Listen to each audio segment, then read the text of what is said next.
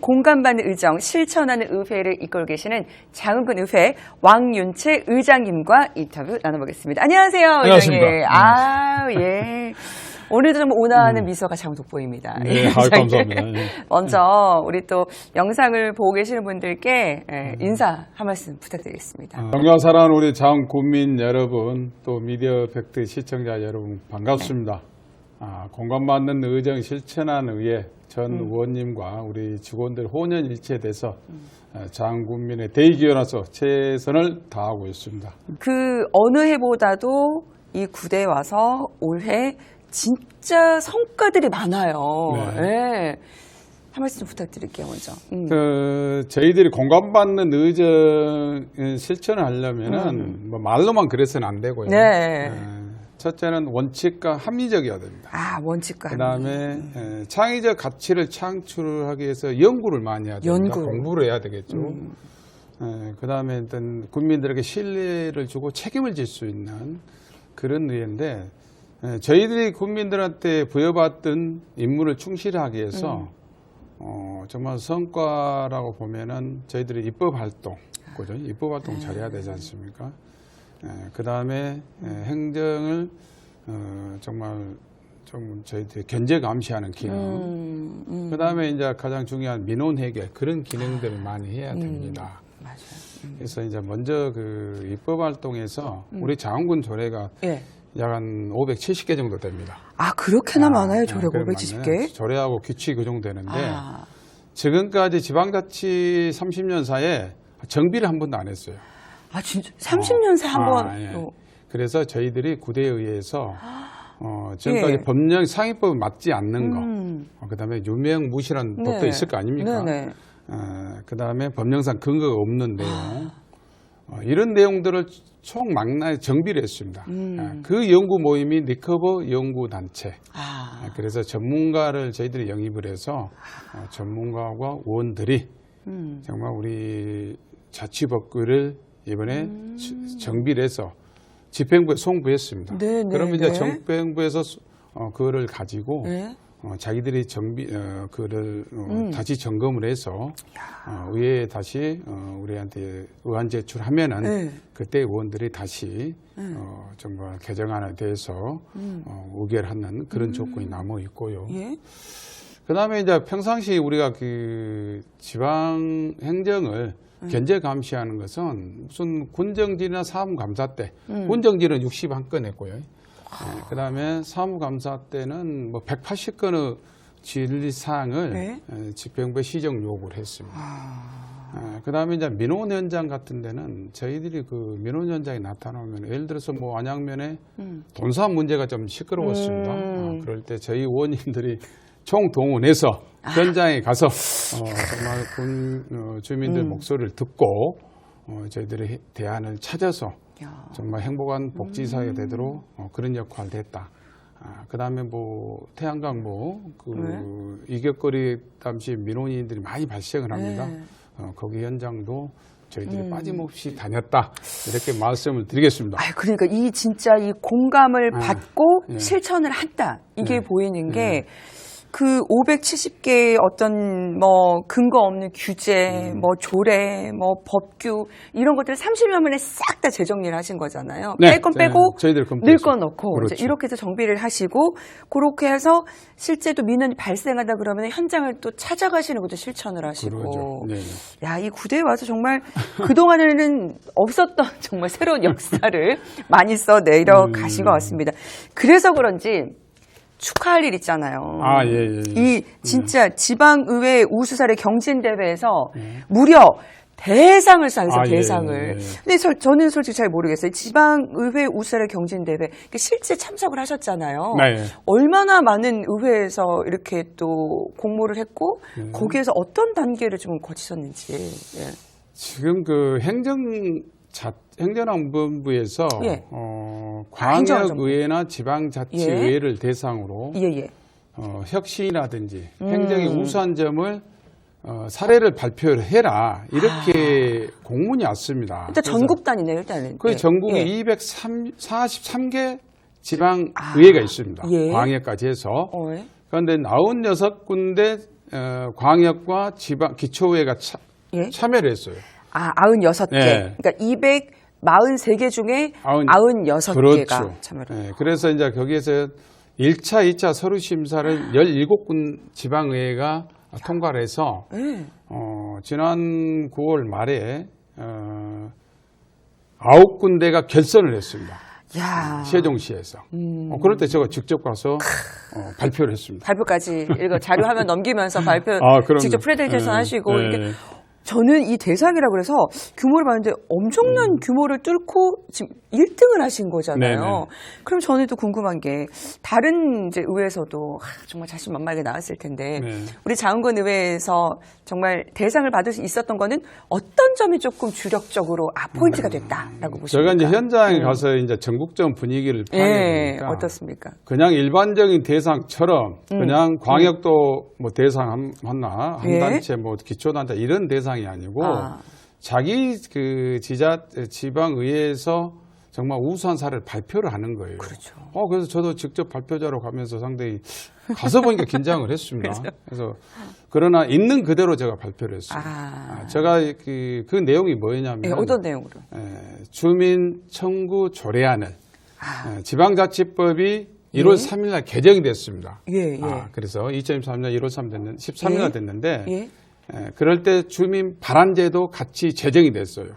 그래서 이제 우리 장흥군의 주민 대표들께서 주민 조례 청구안을 네. 장흥군에 접수를 한 겁니다. 그래서 이제 저희들이 실질적으로 이 주민 청구안을 사장을 시킬 수도 있습니다. 솔직히 말해서 예를 들어서 입법은 행정부가 하거나 지방의회에서 하는 고유 권한이었습니다. 지금까지는. 그러나 저희들이 7월 달에 의장이 직접 발의를 해서 5차례 남상 토론 끝에 주민 합의안을 도출했습니다. 예. 그래서 제가 발표를 하고 느낀 점은 왜 우리한테 대상을 줬을까 생각해 봤는데 그렇죠. 다른 데도 많은데. 그렇죠. 주민들의 의견을 청취를 하고 그에 맞는 입법 활동을 했다. 즉 말해서 소통하는 의회가 됐다. 아마 이것이 그 많은 심사위원들이 아마 높이 평가했지 않냐 이렇게 생각합니다. 그 부분이 마음을 움직였네요. 그러니까 그럼요. 우리 주민들, 국민들의 의견을 직접 듣고 발로 뛰어서 실천을 하고 그런 것이 주목받았다. 그래서 그런지 이게 진짜요. 여러분 전무후무합니다. 이게 기초의회에서는 처음이에요. 처음 이게 뭐 1호 처음. 맞습니다. 예, 일단 박수 한번. 고맙습니다. 감사합니다. 아마 이쯤에서 보고 계시는 장흥 구민 여러분들 어깨심이 좀 빡 좀 들어갔을 것 같습니다. 야, 우리 군 1등했어. 이제 뭐. 제가 이제 어디 행사장에서 인사 말 할 때 저희 얘기를 주민들한테 합니다.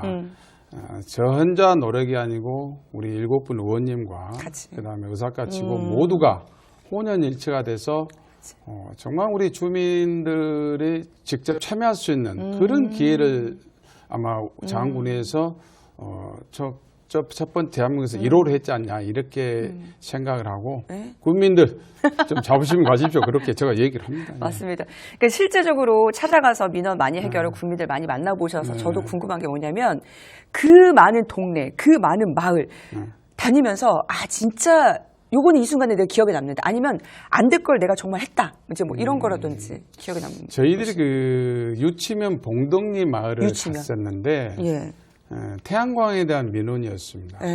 그런데 법적으로는 하자가 없습니다. 그런데 저희들이 가서 보니까 여기는 태양광보다는 주거 공간이라든지 임산물 재배 단지가 적적이었습니다. 그런데 저희들이 사전에 민원이 없는 관계로 저희들이 그냥 법대로만 의결해 줬다는 것이 너무나도 안타까워서 저희들이 정말 찾아가는 의정 활동을 하는데 정말 그 유치 봉동명 태양광 현장에서 그때가 가장 가슴이 아팠다. 그래서 저희들이 앞으로는 좀 더 지금도 찾아가는 의정 활동을 하는데 좀 더 사전에 검토를 해야 되지 않냐. 다시금 또 새겨봅니다. 그러니까요. 여러분 문을 두드리십시오. 그리고 민원사항이 있으면 맞습니다. 이야기를 하십시오. 그럼 다 이렇게 받아들여서 해결을 하려고 자세가 의회에서 준비가 되어 있으니까 몰라서도 안 하는 경우가 있단 말이죠. 민원사항을 언제든 열려 있으니까 발빠르게 이렇게 문을 두드리면 언제든 열어주실 거죠? 그럼요. 저희들이 또 먼저 이렇게 좀 더 시험이랑 찾아다니겠습니다. 그러니까. 그래서 제가 이렇게 찾아본 정보에 말이죠. 이 장흥군 의회에 아주 특이한 그 연구 모임이 있다고 들었습니다. 어떤 모임이죠? 그 GTS 공부방이라고 그러는데 그 이제 여러분 그 BTS 아닙니다. GTS. GTS 골든타임 스터디. 그러니까 골든타임 스터디. 그러면 이제 그 최적의 시간에 연구 활동을 해서 최상의 효과를 내는 시너지 효과를 내는 그런 연구 모임이 GTS인데 저희들이 이번에 그 주민 청구 조례안이 의회에서 빠른 시간에 의결되고 대상을 받았던 것도 아마 GTS 공부방에 대해서 의원들이 다시금 마음속으로 공부하고 그다음에 현장에 답이 있다고 현장을 찾아다니고 우리의 문제는 현장에 답이 있다. 우문현답 그럽니다. 현장에 답이 있다. 그런 마음으로 임했기 때문에 아마 이런 큰 상도 받았다. 그 원천적인 것은 GTS 공부방을 개설해서 우리가 마음가짐을 새롭게 했기 때문에 그 에너지가 나왔지 않냐 이렇게 생각합니다. 이게 모두 우리가 흔히 말하잖아요. 이게 골든타임이 굉장히 중요하다고 그러잖아요. 그러니까 어떤 성회를 가누는 데 있어서 가장 중요한 시기에 발빠르게 대처하는 거. 근데 중요한 건 또 여기 우리 7명의 우리 의원님분들이 다 똘똘 뭉쳐서 다 계시잖아요. 저희들이 그 GTS 공부방을 운영한 것이 그 현장 한두 개만 더 제가 말씀을 드리면은 안양면의 그 돈사 문제가 상당히 그 좀 주민과 사업자 측의 갈등이 심했습니다. 그런데 그럴 때도 한 2번 정도 GTS 우리 연구 모임에서 전 의원과 우리 전문위원들 그다음에 우리 직원들이 총출동해서 현황도 파악하고 현명하게 슬기롭게 해결해요. 그럼요. 그하고 대안을 찾아서 또 집행부에 전달하고 그다음에 이제 저희 그 관산의 그 태양광하고 그다음에 스마트팜에 대한 의견이 좀 반반 나눠져 있습니다. 그래서 이제 저희들이 집행부도 충분히 의견을 수렴을 했는데 의회 기능이란 것은 대의기관이란 것은 정말 양측의 얘기를 들어보고 현명한 판단을 해서 집행부에 전달해야 그잖아요. 그렇죠. 그래서 저희들이 이제 농식품부 농업기반과를 제가 직접 갔습니다. 또 찾아가셨어요? 몇 월 달에 찾아가셨어요? 또 이번에? 저희 그 10월 달에 갔는데 가을에 또 찾아가셨구나. 그 관산의회 우리 의원님, 우리 홍정리 부의장하고 김경호 의원님 같이 그다음 우리 전문위원도 갔는데 거기에서 한 50분 정도 담당 과장님하고 폭넓은 얘기를 해서 정말 올바른 지식을 가져와서 우리 지역민한테 정말 이렇게 전달했다. 이것도 하나의 성과라 생각하고 정말 그 농협기반 과장님이 시장 군수는 봤는데 의장 연구 처음이라고. 그분들도 처음에는 흠칫 놀라다가 이제 여러 번 찾아 그러면 또 이렇게 또 오셨구나. 정말 끝까지 해결하기 위해서 노력하시는구나. 또 이렇게 좋게 봐주실 것 같습니다. 저희도 국회도 자주 가고요. 앞으로 전남도도 갔습니다. 그래서 정말 구대의회에서는 실천하는 의회. 장군의 발전에 위한 거라면은 어디든지 잘 준비되어 있다. 그 모태가 GTS 공부방이다 이렇게 생각하십니다. 그러니까요. 이게 정말 이게 어떤 분쟁이나 논란이 생겼을 때 그냥 해 말어 이게 아니고 적절하게 양측의 그 입장을 들어보고 그렇죠. 전문가 집단을 구성이 돼서 어떤 게 더 우리 군의 발전을 위한 것인지를 현명하게 해결을 잘하십니다. 그러면은요. 저는 이제 우리 그 의장님 비단 장흥의 문제만이 아니고 전국적으로 봤을 때 그 지방 소멸이 지금 이슈다. 이제 이런 거는 우리 또 의장님 어떻게 보십니까?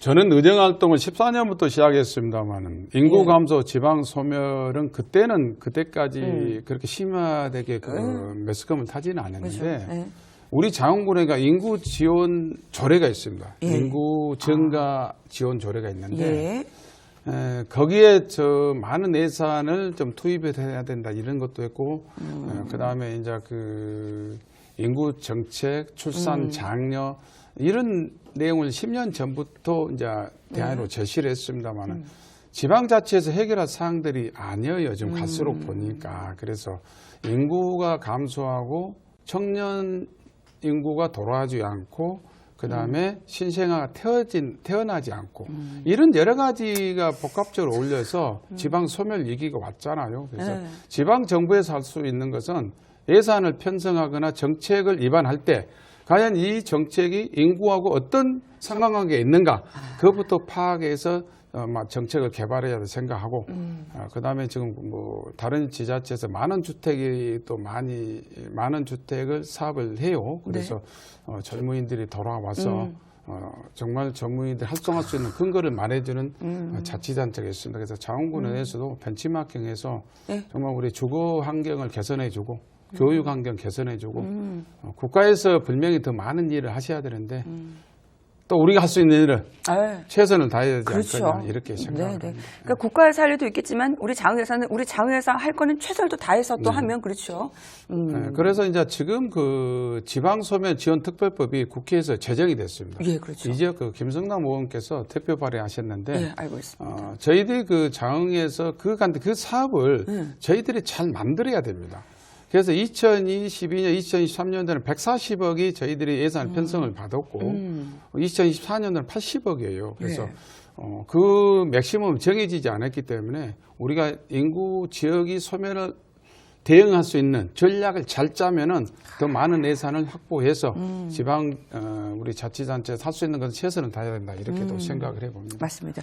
그 기금이라든지 뭐 이런 것들이 효율적으로 또 일단 잘 또 활용이 돼야 되겠죠. 네네네. 정말로 필요한 곳에 그렇죠. 쓸데없는 데 말고 정말로 필요한 곳에 정말 도움이 필요한 분께 응원하겠습니다.